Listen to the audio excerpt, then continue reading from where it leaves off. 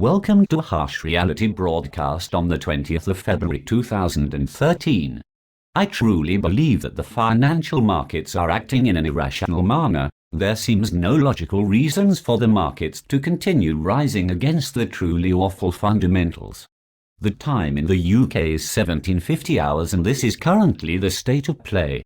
The FTSE closed at 6,395 points and the Dow Jones Index is currently at 14,018 points. Gold has fallen significantly to $1,580 per ounce.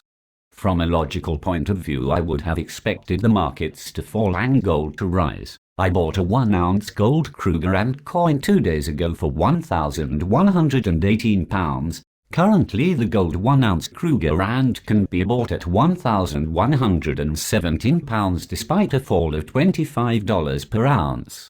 The small drop in price can be attributed to the dollar-pound exchange, but more importantly the premiums have been raised. Over the last 6 months I have bought 4 Kruger coins as the prices continue to fall, as I truly believe it is a good buying opportunity.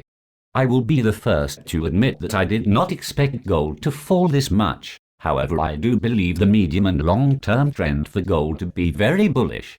Indeed, I have stuck my neck out by predicting that gold will rise above $2,000 per ounce by the end of this year. Today, it seems very unlikely from the majority of people's view that gold will rise that high.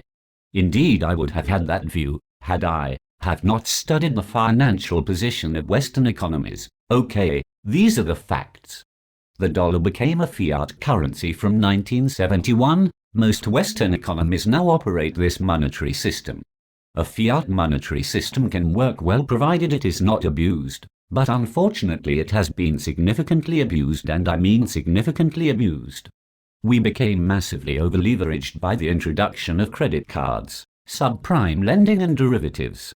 People who follow my channel have heard me go on about this a few times, but I really do believe it is worth repeating to get the message across. Borrowing money from the future only works in the short term, and it will only work if you don't overstretch yourself.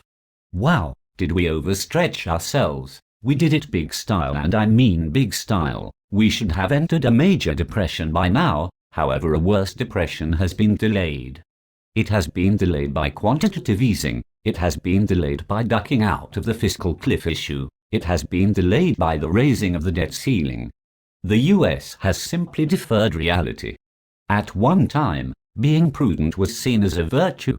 Today, being in unsustainable debt seems acceptable. It is all going to end in tears. You cannot continue a lifetime with unsustainable debt. Personal debt is far too high, and so is government debt.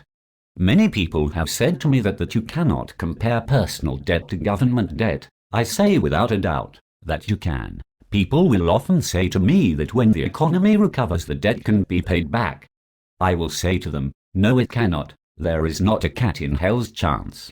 The economy cannot recover without first going through a major depression, and delaying the depression will only make matters much worse further down the road.